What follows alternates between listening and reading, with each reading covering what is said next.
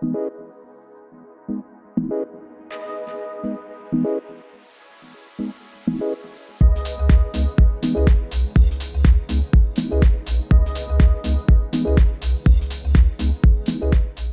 bevor ich mich für die Lehre entschieden habe, habe ich 2 Jahre das Parkgeschäft gemacht, habe das aber dann angebrochen und habe dann eben die Lehre angefangen. Und das hat mich voll überzeugt und ich bin froh, dass ich auf die Lehre umgestiegen bin. Also in meinen Alltag im Bereich der Zerspannungstechnik fällt auf jeden Fall das Thema Fräsen und Drehen rein. Das sind zwar sehr wichtige Themen, was in meinem Beruf vorhanden sind, und generell alle zerspannenden Verfahren, zum Beispiel wie Feilen, oder es gehört auch Bohren dazu. Also Zerspannung ist ein Verfahren, wo eigentlich ein Span entsteht. Zum Beispiel, wie schon gesagt, beim Feilen, wo du dann eben den Span hast, oder wo man sich vielleicht nur besser vorstellen kann als beim Bohren, wo du einfach mit dem Bohrer reinfährst und dann dieser Span halt rauskommt. Also bei uns im Betrieb fräsen wir gewisse Sachen für zum Beispiel verschiedenste Werkzeuge, für unsere Profile, für Richtapparate oder auch ganz wichtig für unsere Rollensätze, einfach Zubehörteile. Also was ich sehr gern mache in der Arbeit ist gerade das Fräsen eigentlich. Da gehört aber auch das Programmieren dazu oder eben Sachen entgraten und nochmal nachkontrollieren, ob es wirklich passt. Und das macht mir schon sehr Spaß. Also wir haben Technologie, dann Mathe ist natürlich ein wichtiges Fach, was uns begleitet in der Berufsschulzeit. Wir haben aber auch Fächer wie AWL, angewandte Wirtschaftslehre oder Deutsch und Englisch. Also in Mathematik bearbeiten wir eigentlich eher technische und mechanische Themen, was man bei uns in der Berufspraxis dann eigentlich auch umsetzen kann und was einfach gut zum Wissen ist. Also dadurch, dass ich ja vorher die Schule gemacht habe, ist, glaube ich, eine neue Seite, was ich an mir entdeckt habe, diese Teamkommunikation. Aber die Seiten an mir gefallen mir eigentlich. Ich finde das gut im Team arbeiten. Ja. Ein Punkt, wo ich mir denke, auf das muss man sich gefasst machen, ist, dass schon auch eine körperliche Anstrengung ein bisschen gefordert ist oder auf jeden Fall dabei ist in dem Alltag, weil du halt einfach Lasten heben tust.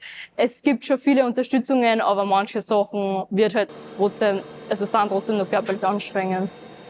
Also ich mache Lehre mit Matura und nach der Lehrabschlussprüfung habe ich auf jeden Fall vor, dass ich mich auf mein letztes Maturafach konzentriere und das noch positiv abschließe und mich dann in der Firma auf eine Position aufbearbeite, wo ich einfach einen Spaß und eine Freude bei der Arbeit habe.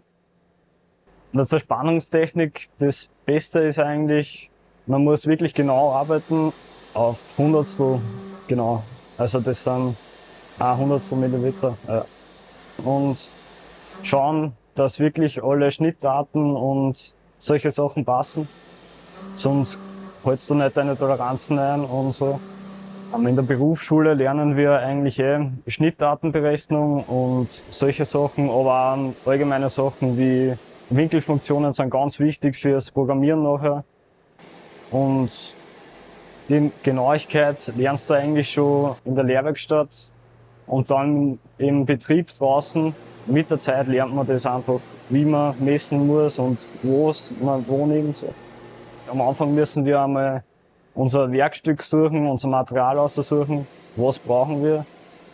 Dann müssen wir das entgraten, dass wir beim Einspannen ins Fräsen keine schiefen Flächen zusammenkriegen. Dann muss man einmal die Fräser auswählen, muss man einmal suchen, welche Fräser nehmen wir jetzt für was. Wenn wir an kleine Nut fräsen wollen, muss der Fräser natürlich nur kleiner sein. Und solche Sachen, auf das muss man schon arg aufpassen.